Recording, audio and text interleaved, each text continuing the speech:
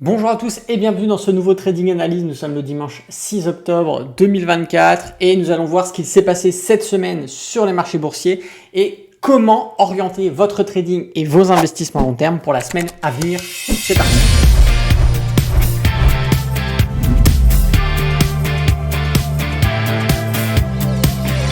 Bonjour à tous, c'est Alexandre, le trader indépendant. Avant d'aller plus loin, je vous invite à mettre un petit pouce sur cette vidéo, à vous abonner, activer la cloche si ce n'est pas déjà fait. Allez, sans plus attendre, on commence notre trading analyse par le CAC 40. Le CAC 40 qui, après une belle période de baisse, puisqu'au plus haut, on est monté à pratiquement 8264 points en mai exactement. Voilà, hop, et on a perdu au plus bas 14% en 87 jours. Donc bien évidemment, il n'y a rien d'extraordinaire, c'est du vu, déjà vu. Ça permet de se positionner sur des niveaux plus bas, de décaler son PRU à la baisse pour pouvoir profiter ensuite des reprises haussières. Reprises haussières qui, regardez, hop, hyper intéressant, juste ici. On a une très belle divergence haussière qui se dessine et un passage des prix récemment au-dessus de notre fameux nuage Ichimoku. Donc c'est hyper intéressant parce qu'on a ici un renversement de tendance qui est en train de se dessiner et on va avoir un maintien des prix qui est impératif. On va avoir le prix ici des 7500 points, regardez, hop, qui, voilà, en termes de price action, est un intermédiaire entre les 7000 et les 8000, donc son importance, et on va avoir un plat SSB qui se dessine sur ces niveaux. Et donc en réalité, le plat SSB que l'on a ici et les 7500, ça va être un niveau assez intéressant qu'il va falloir surveiller, puisqu'en gros, c'est un gros niveau de support. Ok, on va mettre sup, voilà. Support, on va même se l'écrire. Voilà, hop. C'est un beau niveau de support. Donc, forcément, les prix vont tester, rebondir, tester très certainement. Et tant qu'on reste au-dessus de ce support et qu'on le consolide, eh bien, c'est très intéressant. Ça nous permet de venir ici à chaque fois qu'on rentre dans ce support, de faire des achats d'ETF ou d'aller chercher des achats dans ces journées de trading puisqu'on est sur des niveaux de support. Donc, on peut avoir des mouvements de rebond haussier en séance intraday. Ce qu'il faudra faire attention, c'est le passage en dessous de ce niveau de support qui ici pourrait remettre en cause la reprise haussière du CAC 40 pour revenir faire un complément de baisse. Okay, voilà. Mais on ne peut pas le savoir à l'avance, il faut impérativement surveiller ce que je suis en train de vous annoncer et notamment la zone de support que l'on a ici entre les 7500 de par le prix, le plat SSB par le côté technique. On peut même chercher le dernier plat SSB qu'on a au plus bas pour élargir cette zone de support bien comme il le faut. Et on voit que si on allonge les tracés, d'accord, hop, eh bien en réalité, on a une pertinence sur cette zone-là, une pertinence ici en résistance, une pertinence ici en support, en anciennement zone de travail, ZT, d'accord. On va également avoir ici pertinence en support. Donc voilà, c'est des choses qu'il faut ne pas négliger sur le CAC 40 et qui d'ailleurs est assez similaire à ce qu'on peut retrouver sur d'autres indices. Alors je vais vous demander votre attention parce qu'on va partir sur le DAX. Ici, le DAX qui présente à peu près les mêmes spécificités que le CAC 40, si ce n'est que voilà, le DAX n'a pas eu cette fameuse baisse qu'on a eu, que l'on a sur le CAC 40 ici. Cependant, le contexte technique aujourd'hui est à peu près identique puisqu'on va avoir le prix des 19 000 de par le prix qui va jouer rôle de support potentiel de résistance. Ici, on était en zone de résistance, là on intervient en tant que support. Et de par ce prix-là, on va également avoir des éléments Ichimoku qui sont intéressants, d'accord. On en a un premier ici qui se situe à peu près sur les 18 840, mais ce qui va vraiment être intéressant, c'est d'aller chercher les 18 850, hop, qui est l'intermédiaire, voilà, de par le prix, voilà. Et donc en réalité, la zone que l'on a ici des 19 000 et des 18 500, ici, c'est la zone de support ou potentiellement de résistance. Regardez, si on l'étend, ok, on va remarquer ici que c'était une résistance sur ces niveaux, sur ces niveaux, sur ces niveaux. Et là, on a passé ce niveau de résistance pour en faire probablement un support, qui sait. Ça, c'est quelque chose qu'il faudra rester à l'affût. Mais étant donné qu'on est en train de travailler ce niveau de support, rentrer sur un support, c'est intéressant pour chercher à consolider ses positions en ETF. Donc ça peut être intéressant d'en prendre un petit peu, pourquoi pas, ou quand on est dans ce niveau de support pour les traders, d'aller chercher sur vos séances intraday probablement des signaux d'achat qui seront plus pertinents encore une fois. Donc si on passe bien évidemment ce niveau de support entre les 18 500 et les 19 000, bon, bah, si on passe ces niveaux-là, on va avoir le plat SSB ici qui va nous protéger en dernier recours, mais si on passe ce plat SSB, bien évidemment, on remettra en cause définitivement la progression, une reprise haussière, une fin de stagnation du moins ici du DAX, hein, qui était bien enclenché depuis pratiquement mars 2024. Donc effectivement, c'est encore une fois un indice qui est à surveiller. On va passer sur le Dow Jones qui lui, bah, encore une fois, on avait une petite stagnation qui durait de février jusqu'à juillet où on avait fait une tentative de sortie, on a réintégré pour ressortir de nouveau et depuis, bon bah, voilà, c'est bénéf hein, parce que depuis qu'on a fait la sortie au plus haut, on a pris 7%. Donc c'est hyper intéressant, c'est un indice encore une fois à surveiller. Là, ce qui se passe actuellement, bon, c'est qu'on a cassé le niveau des 40 000, hein, on va le mettre ici de par le prix. 40 000 qui était un gros niveau de résistance, déjà de par le prix hein, forcément. Donc la sortie des 40 000, ici on est en train de valider une consolidation au-dessus de cette ancienne zone de résistance pour en faire un support.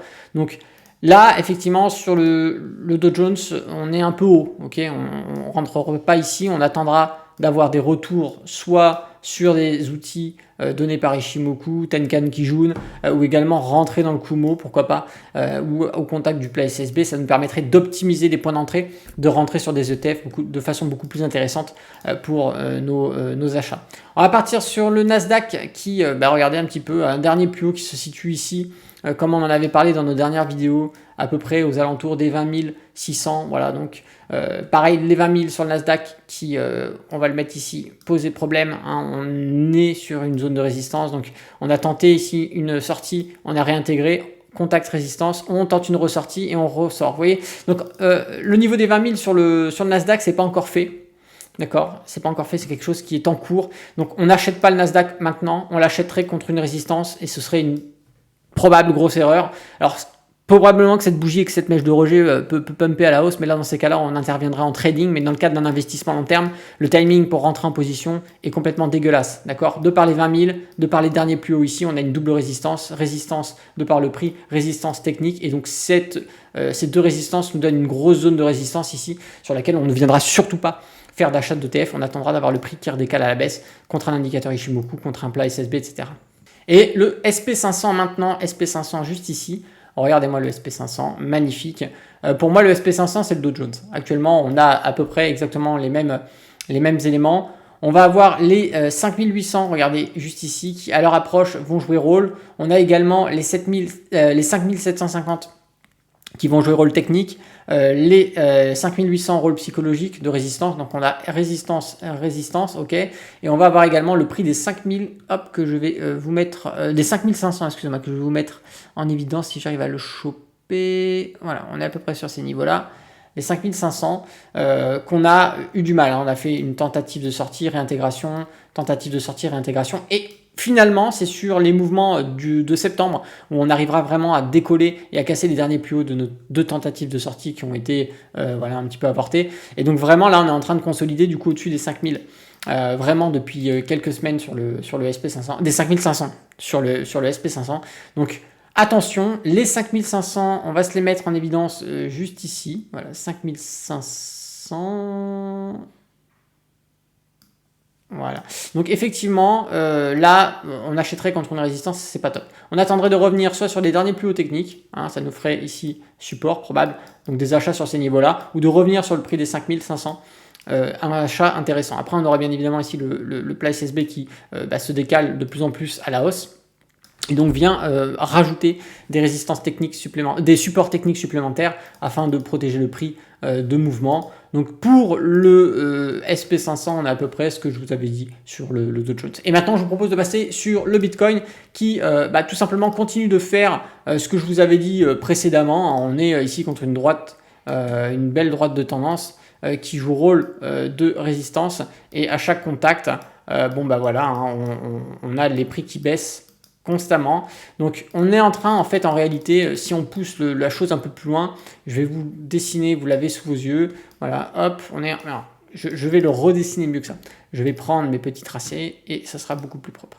On a grosso modo, voilà, voici ce que l'on a. On a en réalité notre droite de tendance, notre gros support. Donc forcément, on est en train de dessiner notre triangle chartiste. Et en fait, on a double triangle parce qu'on peut prendre en compte ici le support qu'on avait donné techniquement précédemment sur nos dernières analyses. Et à chaque fois qu'on est venu dessus, bon ben voilà, on a repumpé à la hausse les prix. Mais on a également ici le plat SSB qui est magnifique ici. Ok. Donc ici, on peut avoir une intrication du premier triangle chartiste et du deuxième triangle chartiste dedans. Donc en fait, on a ici, on va avoir des mouvements, je pense. Et plus on va s'approcher du bout de notre triangle, plus on est susceptible d'avoir un moment une sortie par le haut, par le bas. Les continuations de range restent extrêmement rares. Donc sur les probabilités, on sait que il nous reste quelques semaines, quelques mois à Bitcoin de continuer sa stagnation certainement avant d'avoir des mouvements potentiels. Voilà, je pense que dans les mois qui suivent, à un moment donné, on aura des mouvements soit haussiers, soit baissiers sur Bitcoin. Maintenant, il est trop tôt pour savoir exactement dans quel sens. N'oubliez pas qu'on est contre une très grosse résistance ici. Ok, grosse résistance, triangle chartiste, droite de tendance qui vient nous embêter. Donc il faudrait vraiment casser la droite de tendance, sortir de cette résistance. On a beaucoup plus de freins sur une continuité haussière techniquement ici sur le Bitcoin que de repartir à la baisse. Okay, ou du moins de se rapprocher de notre niveau de support. Donc surveillance, encore une fois, je pense que le temps nous donnera de nouveaux éléments techniques sur lesquels on pourra se baser. Il y aura peut-être de nouveaux éléments fondamentaux également qui vont sortir, sur lesquels on va pouvoir s'appuyer et affiner notre analyse. Mais pour l'instant, Bitcoin, stagnation, certainement encore en cours de continuité. Si cette vidéo vous a plu, n'oubliez pas de mettre un petit pouce. Si vous n'êtes pas abonné à la chaîne YouTube, abonnez-vous, activez la cloche et laissez-moi votre plus beau commentaire. Dites-moi notamment si vous avez quelque chose à rajouter par rapport à ce que je viens de dire sur cette vidéo, sur les indices, ou êtes-vous déjà peut-être en cours d'investissement, peut-être avez-vous fait des achats d'ETF ou de Bitcoin supplémentaires, ou au contraire vous êtes en train de vendre. C'était Alexandre, le trader indépendant. Moi je vous dis à bientôt dans une prochaine vidéo. D'ici là, tradez bien sur les marchés financiers. Ciao!